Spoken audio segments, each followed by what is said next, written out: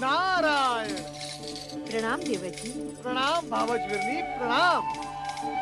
मुझसे क्या अपराध हुआ देवर जी, जो आप मुझसे मिले बिना ही लौट रहे थे? नारायण नारायण। दक्ष प्रजापति के वार्तालाप में इतना उलझ गया कि मुझे आपका ध्यान ही नहीं रहा। मुझे क्षमा करना भावज। देवर जी, मुझे भी वो सब बताइए जो आपने अपने भ्राताश्री से कहा। अर्थात आपने हमारी कुछ बातें सुन ली हैं। कुछ सुन ली है, परंतु ये बताइए कौन सा शुभ संदेश लेकर आप उन्हें बताने आए थे?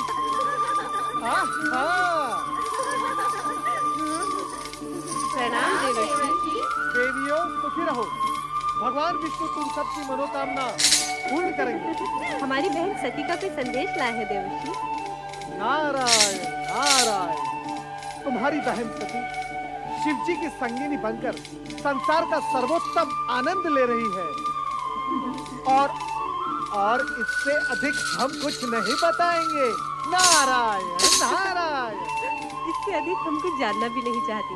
हमारी बहन सुखी रहे, बस यही हम सबकी इच्छा है। क्यों माताश्री? हाँ बेटी, आज देवर जी ने ये शुभ समाचार सुनाकर हमारी सारी आशंकाओं का अंत किया है। आप हमारे धन्यवाद के पात्र हैं देवर जी। धन्यवाद के पात्र हैं तो देवर्षि का अतिथि सत्कार तो होना ही चाहिए। आइए देवर्षि, आज हम सब आपका मुंह मीठा कराएंगे। नारायण नारायण। देवियों, ये शुभ अवसर अब तुम्हारे विवाह में ही आएगा। अब मुझे आज्ञा दो। सुनिए तो देवर जी, इन देवियों के विवाह की तैयारियां कीजिए, अन्यथा विलंब हो जाएगा भावज। नारायण नारायण। रोहिणी, नारद जी किसके विवाह की बात कहकर गए अभी? मैं क्या जानूं, तुम ही पूछ लो ना माताश्री से। तुम सबके विवाह की बात कर रहे थे देवर जी, और उनकी भविष्यवाणी कभी असत्य नहीं होती, समझी? देवर्षि नारद ने वीरणी, दक्ष तथा उनकी कन्याओं की समस्या का समाधान तो किया, किंतु रति शिव सती विवाह में सम्मिलित न होने के कारण चिंतित है।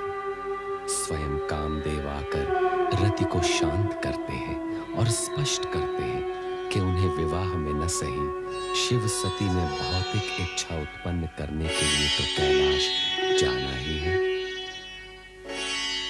ये तुम कहाँ हो रति? रति, तुम कहाँ हो प्रिय? रति, तुम कहाँ हो? रति, रति, तुम कहाँ हो? तुम कहाँ हो प्रिय?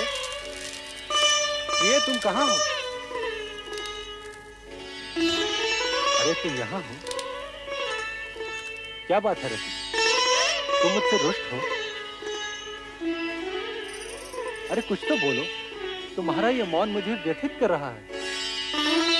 हाँ, मैं आपसे रुष्ट हूँ। मेरी त्रुटि?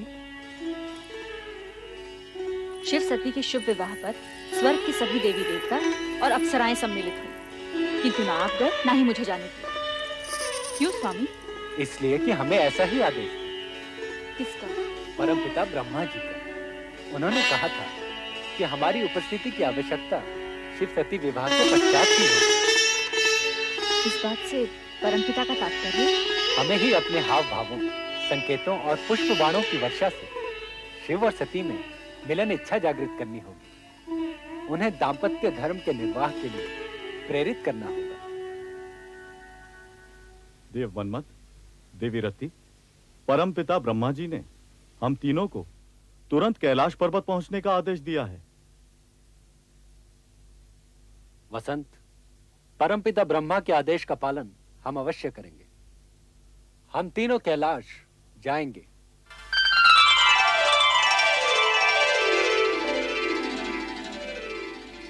प्रिय, राजमहल का सुख भोगने वाली सती को कैलाश आकर प्रसन्नता हुई या नहीं? स्वामी, आपके चरणों में जो स्थान मिल गया है, इससे अधिक प्रसन्नता और क्या होगी?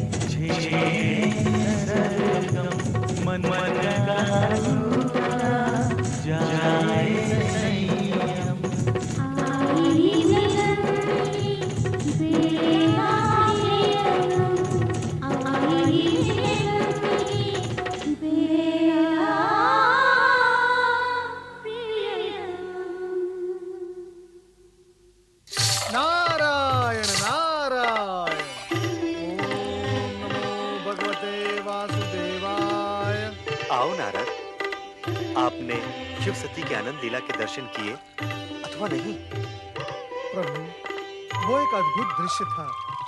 उस आनंदमय रूप में अलौकिक नवदंपति को देखना स्वयं में एक विचित्र अनुभव था। तो क्या आप इस आनंद लीला का रहस्य समझे नारद? नारायण नारायण, मैं बाल ब्रह्मचारी भला इस गूढ़ रहस्य को कैसे समझ पाऊंगा? श्री हरि, आप इस पर तनिक प्रकाश डाले तो अच्छा होगा। यह प्रकृति और पुरुष का संगम है। इनकी यह आनंद लीला सृष्टि में नूतन घटनाओं का सृजन करेंगी।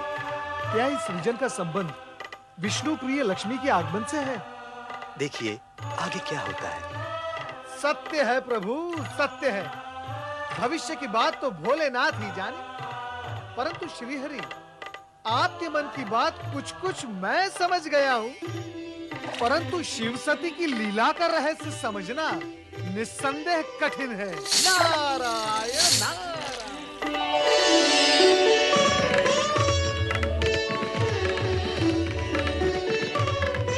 क्या देख रही हो देवी?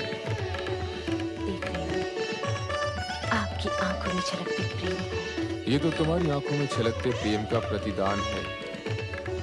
जो जितना देता है उतना ही पाता है। मैंने आपसे बहुत कुछ पाया है स्वामी। कितना, ये मैं बता नहीं सकती। चलो देवी, पृथ्वी विहार करने चले। पृथ्वी विहार? स्वामी, ऐसा प्रतीत होता है कि आपने मेरे मन की बात पढ़ ली है और उसकी पूर्ति के रूप में प्रस्ताव रख दिया, पृथ्वी विहार। सच तो यह है देवी, सगुण रूप में तन भले ही दो हों, किंतु आत्मा तो एक ही है, मन भी एक ही है और विचार भी एक ही है। अब चलो पृथ्वी विहार के लिए चलें।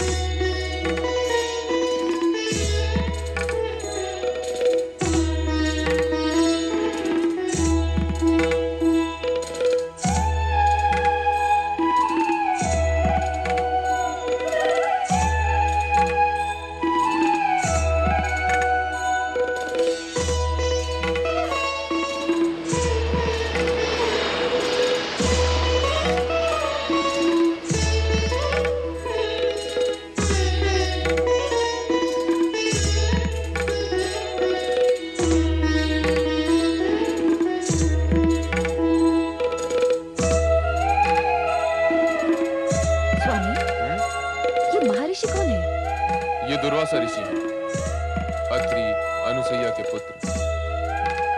इनका भीषण क्रोध जगत प्रसिद्ध है। इनके क्रोध का परिणाम? जिसके प्रति इनका क्रोध जागृत हो जाए वो घोर संकट में पड़ जाता है। किंतु ऋषि तो वही होता है जिसने काम, क्रोध, मोह को जीत लिया हो। और ऋषि दुर्वासा का क्रोध तो... तुम चुपचाप देखती जाओ, इनके कृत्य से तुम्हें इनका सही परिचय मिल जाएगा। वो देखो देवी, उस ओर से जो स्त्री आ रही हैं, वो विद्याधरी चित्रांगदा हैं। अब तनिक देखो क्या होता है।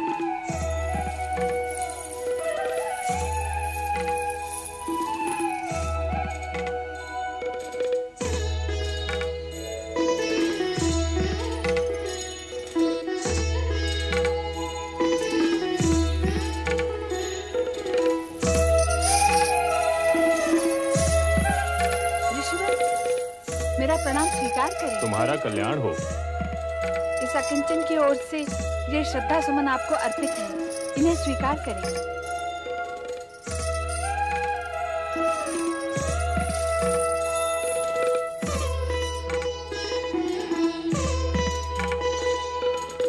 मैं ऋषि वैरागी उस विद्याधरी से पुष्पमाला लेना और उसका प्रयोग करना मुझे शोभा नहीं देता।